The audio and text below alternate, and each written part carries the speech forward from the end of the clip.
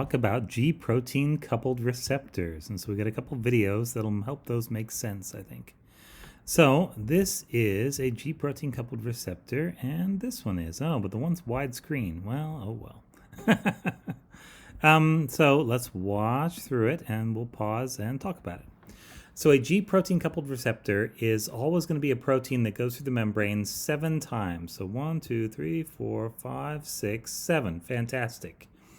And so it's going to be like 7 little sticks that are in the membrane, and you can see it kind of snakes around. It's all just one protein chain, but it's going to go up and down through, and this is going to be the plasma membrane on the outside of the cell. So the molecule that binds to any receptor is going to be called a ligand or ligand, depending on how you like to say it. And this can be anything. This can be a protein, this can be something large or something very small, as long as it binds to this molecule and causes some kind of change in this molecule. So G protein coupled receptors are receptors right here that are going to be coupled to, so they're going to have right next to them a thing called a G protein. And that's the idea here.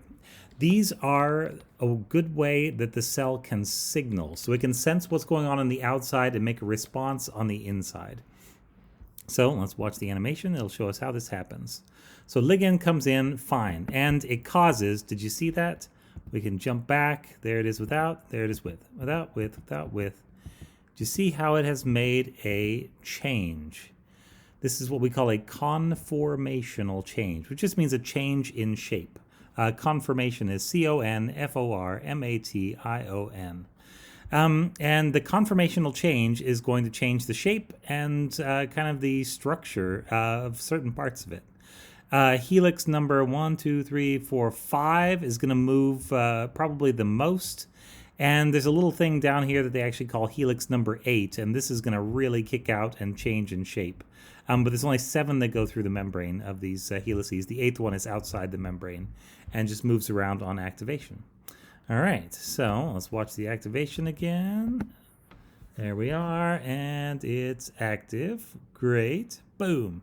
Change of shape. That's the secret to G protein coupled receptors. The receptor part is going to change shape, and when it does, it can now interact differently with the G protein. So this big thing down here is the actual G protein. And so this is the G protein coupled receptor because by itself it doesn't do anything, but with a G protein it can actually do almost everything.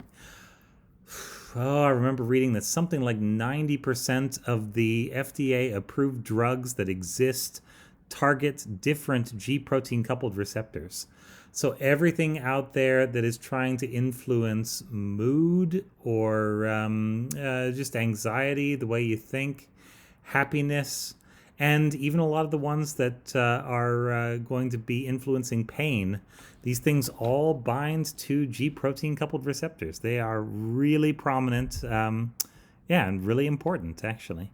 So there we go. So it's going to change, and then it's going to signal to the G protein. Now, a G protein is just short for a GTP containing protein. GTP instead of GDP like it shows here.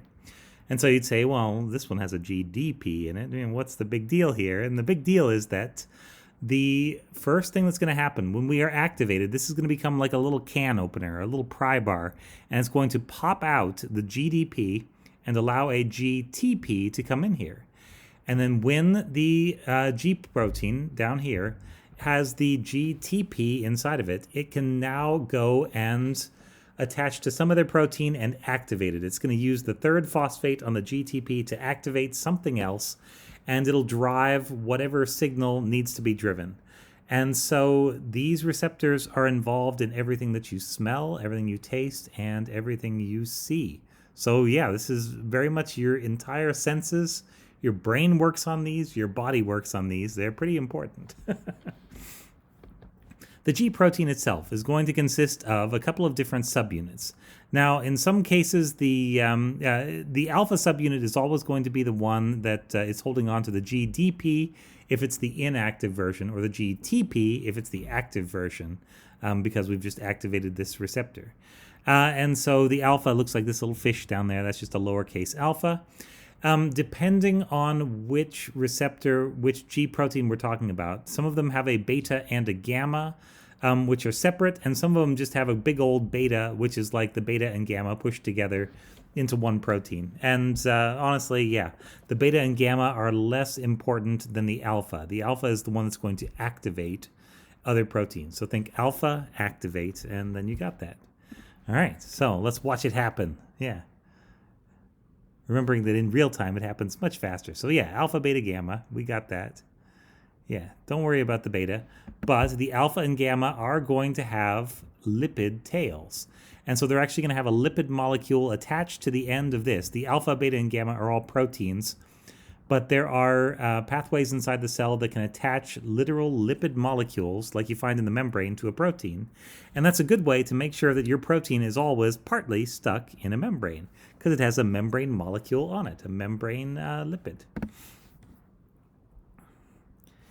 And of course, the G protein coupled receptor is always in the membrane because it's transmembrane. So it's actually got bits that come out either side of the membrane, and it can't really be anywhere else.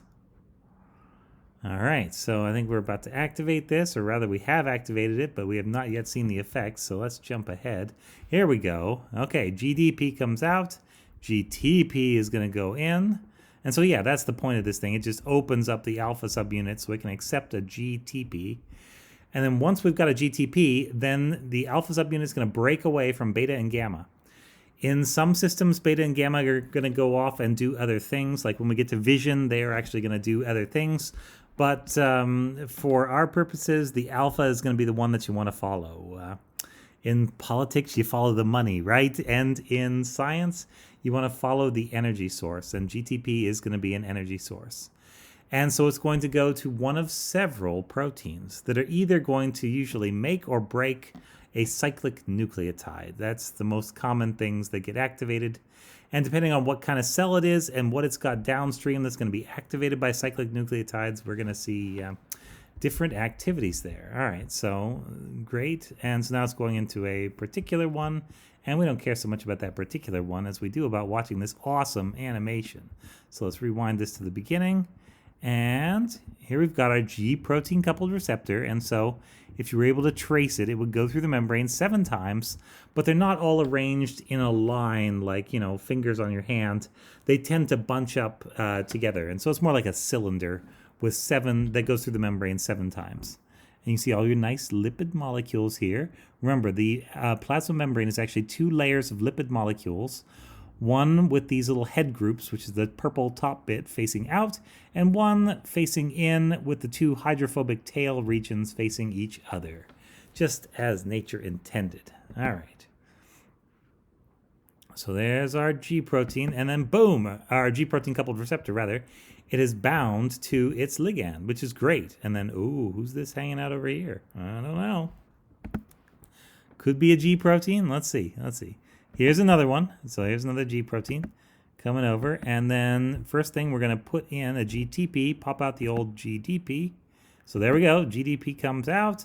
And now look, here's our alpha subunit that's going to run off and activate some stuff. And or maybe that's beta and gamma that are going to run off and do something. Yeah, okay. So they're going to go away. Yeah. And there's our activated alpha. And so he's got a little tiny GTP locked in there. And it's going to go over here and bind to this protein and then cause this protein to do whatever it does. It'll make additional molecules that will signal to other molecules. The entire process is going to be a big, long chain, and there may be 15 or 20 molecules minimum involved in passing the message along. And so, yeah, we're going to work on the generalized case. And we're going to stop fairly early in the process, I would say. But we'll go all the way for vision and all the way for olfaction, smell. Yeah, which is a neat one. All right, so that's all we've got in this lecture. Thank you very much.